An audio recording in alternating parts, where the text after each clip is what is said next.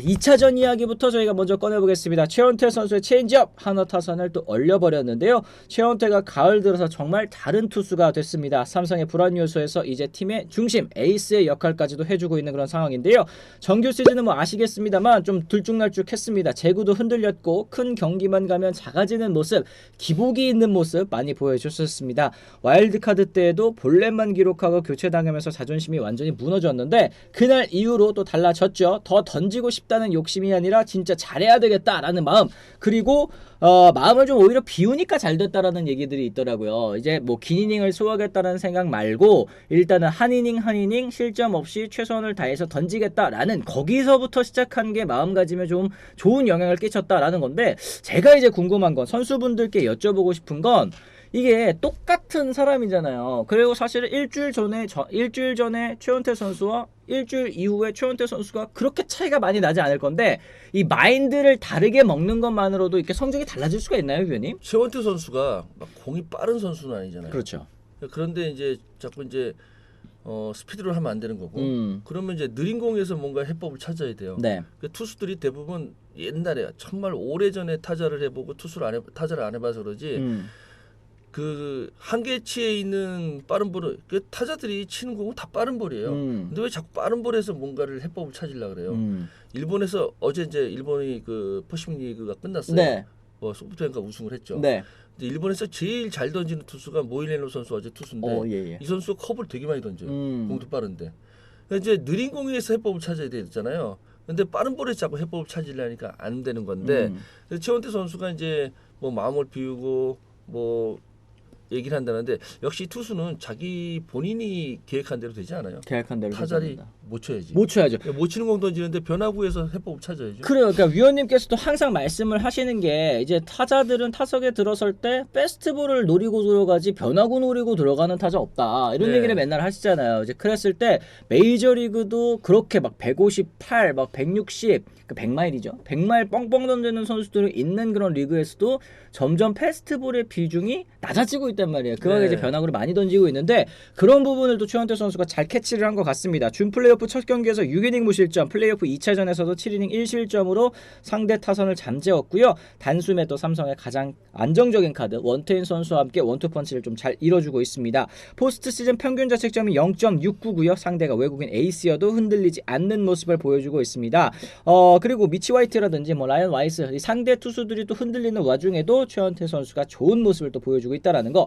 위원님 말씀대로 정규 시즌과 지금이 다른 모습, 바로 이제 체인지업인 것 같습니다. 강민호 선수의 조언을 듣고 구속보다 제구에 집중을 했다. 여기에 구자욱이 던진 한마디가 컸다고 하는데요. 체인지업을 던질 때 망설이지 말라고 했고 그게 실제로도 통했습니다.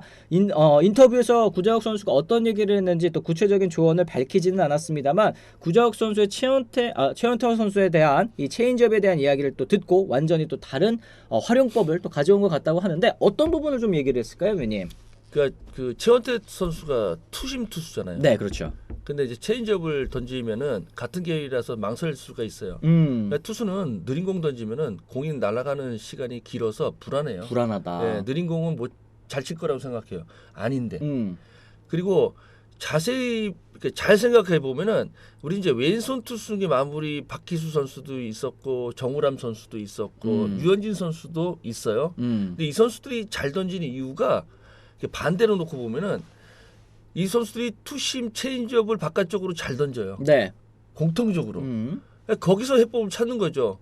그 투심이 바깥쪽으로 가고 왼손 타자 바깥쪽으로 가고 그 다음에 체인지업이 또 같은 계열에서 또 스피드가 변화가 있고. 그렇죠. 이거 되게 치기 어렵거든요. 구속 가감이 타자 입장에서는 굉장히 이 타이밍 맞추기가 어려울 것 같은데. 그렇죠. 근데 같은 계열의 비슷한 공인데 회전도 비슷하고 그리고 횟수밥도 살짝 보이고 그런데 그 투심은 빠른 볼처럼 오다가 휘고 체인지업은 아예 그냥 그 스피드 오프 돼버리고 가라앉아 버리고. 그런 게 되게 힘든 거예요. 정우람 선수가 잘 던지는 이유가 그거거든요. 유현진 선수가 체인지업을 잘 던져서 성공해서 미국 가도 성공한 거고. 근데 그거를 이제 오른손 투수들이 적용을 안 했던 것뿐이죠. 그러니까 타자들 입장에서 나 이거 힘들어 니 볼 이렇게 얘기해 주면 되는 건데. 네. 근데 그걸 이제 투수들이 안 받아줄 때가 많죠. 아, 그렇습니다. 결국에는 아까 저희가 같이 이야기를 나누면서 위원님이 투수들이 타석에 안 들어서 봐서 그런다 네. 이런 얘기를 해주셨어요. 그러니까 빠른 볼 일단 던지기에 있어서 자신감이 있고 안 맞을 것 같으니까 던지는데 오히려 변화구로 혹은 이제 오프 스피드 피치로 헛스윙을 유도하거나 범타를 유도하는 게 타자 입장에서는 더욱더 까다롭다라는 이제 말씀이신 것 같습니다. 최원태 선수가 이번 가을 야구에서 또 두 경기 동안 13이닝 피안타 6개밖에 되지 않았고요. 실점 한 점 그리고 본래 3개밖에 없었습니다. 장타는 또 리베라토 선수의 홈런 하나밖에는 내주지 않았는데 더 이상 불안 요소가 아니라 또 삼성이 확실한 강점이 됐다는 거. 그 투수들이 네. 그 느린 볼에 그런 얘기를 하잖아요. 가끔 보면은 이제 나이가 좀 있는 투수들이 네. 마음을 비웠다, 치라고 던졌다. 네. 그게 커브하고 느린 체인지업이거든요. 옛날에 유택현 코치 옛날에 그렇게 스피드 하다가 나이 먹고 나서 에휴 이렇게 커브 툭 던지고 못 치기 시작했잖아요. 네, 맞아요. 네, 오르세 그거예요. 생각을 하셨잖아요. 네, 이게 툭 던지고 또 체인지업 툭 던지고 공이 빠르면 편하다니까 타자들은. 아니 그 빠른 볼만 던져서 빠른 볼만 치면 되지. 엄청 편해요. 그렇죠. 그런데 이제 변화구 던지고 커브 던지고 그러면 이게 타이밍이 안 된다고요. 그렇습니다. 결국에는 이제 가을 야구 때 이런 다양한 투구 패턴, 특히 이제 변화구 활용에 있어서 최원태 선수도 뭔가 좀 눈을 뜬 것 같다 생각이 또 들고, 이게 또 제가 메이저리그 이야기 자꾸 또 드리는데 정규 시즌에서 던졌었던 자신의 결정구, 변화구 기준입니다. 자신의 결정구. 예를 들어서 정규 시즌에는 슬라이더가 결정구였다, 커브가 결정구였다 하면은 포스트 시즌에서는 그동안 결정구를 잘 활용하지 않았던 공들을 또 꺼내는 경우들도 굉장히 많더라고요. 네. 이것도 이제 새롭고 또 신선하고 뭐 이런 부분이 있겠죠. 뭐 많이 안다고 생각해서 그걸 바꾸는 경우도 있고 바꿔 성공하는 경우도 실패하는 경우도 있어요. 근데 그게 이제 제대로 그 제구가 된다면은 네. 해볼 만하죠. 그리고 그동안 뭐 몰라서 못 치고 알아서 잘 쳤나요? 네. 그건 아니거든요. 아, 그렇습니다. 어쨌든 그런 부분 최원태 선수가 좀 많이 달라졌다라는 거. 반면에 이제 하나는 폰스와 와일스 선수가 모두 무너진 거예요. 이게 또 충격적이었습니다. 정규 시즌 내내 압도적이었던 원투펀치가 포스트 시즌 들어서 각각 6실점, 5실점으로 또 강판되고 말았는데요. 1차전에서 삼성 타선 폰스의 4가지 구종을 전부 공략했고요. 2차전에서도 와일스 선수의 패턴 정확히 좀 읽어냈습니다. 와일스 선수가 경기 초반에 좀 빠른 공으로 승부하는 패턴을 가져갔는데 그걸 또 이제 노렸다는 듯이 이렇게 쳐내는 모습이 많이 좀 눈에 띄었어요. 정규 시즌하고 그 포스트 시즌하고 타자들의 마음이 다를걸요. 네. 달랐었고, 왜냐하면은 정규 시즌은 연봉에 직결되는 경기니까 타일도 생각하고 그리고 다음 경기도 생각하고 그리고 그 전에 다른 팀 투수 상대하고 이런 여러 가지가 있는데 이제 포커스가 하나에 맞춰졌고, 그렇죠. 그리고 지금 경기는 연봉하고 상관없어요. 여기 저 잘한다고 연봉 오르진 않아요. 그렇죠, 그렇죠. 뭐 못한다고 떨어지지도 않고. 그 이게 인지도 차이는 있겠지만. 좀 이제 마음을 비우고 해도 상관이 없다. 에라 모르겠다 휘두르는 거예요, 막 스트라이크 들어오면은. 근데 거기에 빠른 볼 던지고 예전처럼 막 힘으로 누르면은 이거 쳐요. 근데 차라리 꼬우면은 못 치고. 꼬우면 못 치고. 와이드 선수하고 지금 최원태 선수 네. 예를 들면은 뭐 표본은 작긴 하지만 그렇습니다. 그런 느낌이죠. 어쨌든 이제 좀 더 변화구적인 접근이 좀 필요할 수도 있겠다라는 얘기를 또 해주셨습니다. 어쨌든 번트 실패도 또 오히려 찬스로 만들었고 구자욱 선수의 뭐 희생 플라이라든지 디아즈의 2루타, 김영호 선수의 적시타까지 흐름을 바꿔놓을 수가 있었습니다. 저희가 뭐 1차전부터 좀 이야기를 다시 한번 좀 짚어보자면 이 1차전에 본세 선수가 무너진 다음에 그 다음에 또 이어서 문동주 선수가 또 나왔을 때 이게 사실은 김경문 감독의 강수였다는 생각이 듭니다. 선발 투수로 활용을 할 예정이었던 문동주 선수가 이 뒤에 붙어 나오면서 162km 또 최고 구속을 경신을 했죠. 2이닝 동안 무실점을 거뒀던 게 큰 이제 역할을 해줬다는 생각이 드는데 위원님께서는 이 문동주 선수의 투구도 어떻게 보셨는지 좀 궁금합니다. 뭐 문동주 선수야 원래 그렇게 던지는 투수잖아요. 네. 그리고 가을에 좀 충분히 휴식이 있었고 그러니까 이제 공이 빨라진 건 당연한 건데 네. 중요한 거는 이제 그 김경문 감독 입장에서는 1차전을 이겨야 되거든요. 네. 그렇기 때문에 이제 원 플러스 원을 할 수밖에 없었고, 근데 잘 통했죠. 뭐 폰세 선수가 던지고 김동훈 선수가 투입하고 졌으면은 네. 문제가 커지지만 이때는 뭐 점수를 많이 줬어도 이겼으니까요. 예, 이제 그 단기전에서 그 첫 승은 굉장히 중요한 거고, 그리고 쉬었다가 나온 팀들이 1차전 대부분 치는데. 그렇죠. 거기서 감각을 이겼잖아요. 위원님이 빨리 네. 찾는 게 중요하다 이런 얘기를 또 해주셨는데 1차전에서 삼성이 8대 9로 한화가 이때 이 한 점 차 승리를 가져갔습니다. 이 문동주 선수가 잘 던졌지만 또 뒤에 이어서 나오는 이 김서현 선수가 조금 이제 불안한 모습을 다시 한번 더 노출하고 말았어요. 이제 정규 시즌 막판부터 김서현 선수가 좋지 못한데 한화 입장에서는 뭐 폰세와 김서현 이렇게 1선발 마무리 이렇게 주축 선수들이 좀 빨리 살아나는 것이 중요할 것 같다는 생각이 좀 듭니다.